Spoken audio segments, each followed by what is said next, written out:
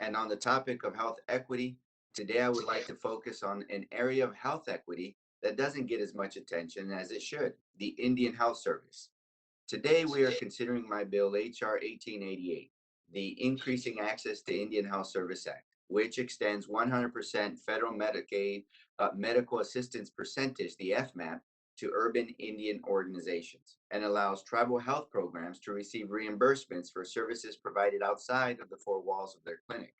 IHS provides healthcare to 2.2 million American Indian and Alaska Natives every year. Across the United States, 41 urban Indian health programs provided medical services to over 65,000 people per year. Even though they are a vital part of the Indian Health Service provider network, they only receive about 1% of the annual IHS budget.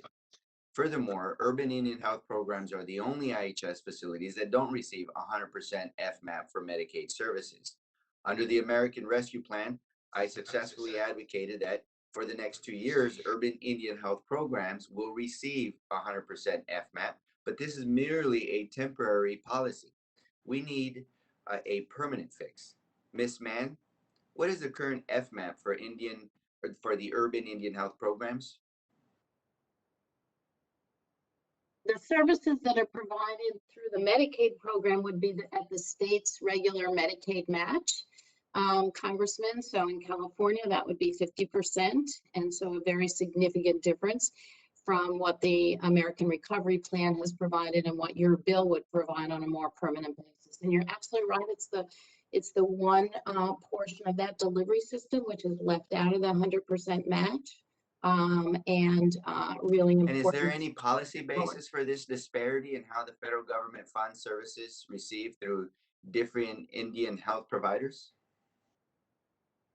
I believe it is like the Medicaid expansion. It's sort of an accident of history, right? In terms of who was excluded and who was not excluded. So I would defer to you to have a better sense of that specific history. But there's no sound policy basis that I know of, Congressman. Thank you. A 100% FMAP for UIOs means the federal government would cover a greater portion of Medicaid care. Is it fair to assume that this could help incentivize states to increase pay raise to these financially strained providers? I think it can. I think it can help them increase pay for staff. It can help them provide better navigation help. It can help them address things like social determinants. It can really provide a more robust platform of providing care and assistance to people. It is critical that we pass my legislation to ensure this long overdue policy is implemented permanently. Finally, Ms. Mann, I'd like to ask you about the other provisions of H.R. 1888 that would permanently allow IHS clinics to receive Medicaid reimbursement for services provided outside of their clinic. The administration recently extended the grace period that allows for this type of reimbursement through the end of fiscal year 2021. My understanding is that there is nothing in statutes or regulations that guarantees that this ability to bill Medicaid for these services will extend beyond that date. Ms. Mann, would it be beneficial to ensure that tribal healthcare providers can maintain this reimbursement for care outside of the four walls of their clinics beyond 2021? Absolutely, and there have been steps taken under the Obama administration were taken to be able to extend that 100% FMAP for contracted providers, but it has not been as even-handedly